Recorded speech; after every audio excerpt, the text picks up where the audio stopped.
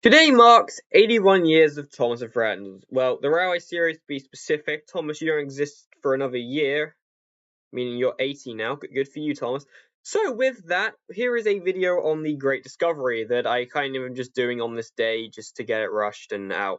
Unless if this comes out like afterwards, in that case I'm a fucking idiot, but I am recording this on the 12th, I promise.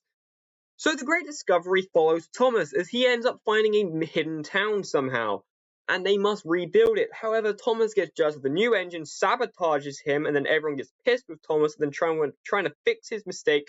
Thomas ends up going on a wild adventure down a mine, and then finds and everything's happy, and we get Sodor Day.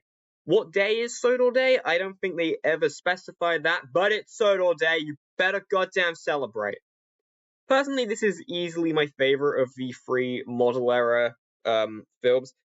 I honestly wasn't too big a fan of this one as a kid. I think it was mainly just came down to Pierce Brosnan, because I was like, hey, that's not the narrator I know.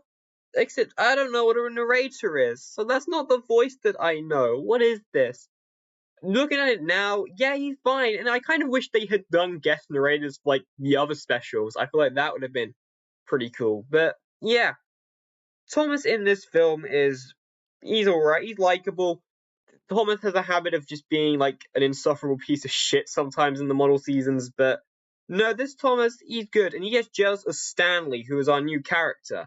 Stanley isn't anything too special to write on about, but for me, he's one of those characters that looks cool, I've just kind of always liked for some reason, and you can't tell me otherwise. He's in like the same boat with Arthur, although unlike Arthur, I've actually had a bath with I promise he's 30 for like, he's been in the garden. I'm not. So yeah, Stanley is fine. I wish they used him more. After this, he's kind of relevant in season 12, and then he just kind of dies. But yeah, Stanley's fine. He was never like main character. I don't know why you all think that with the roll call. Like, come on, Diesel 10 was in the roll call the last time, and no one calls him a main.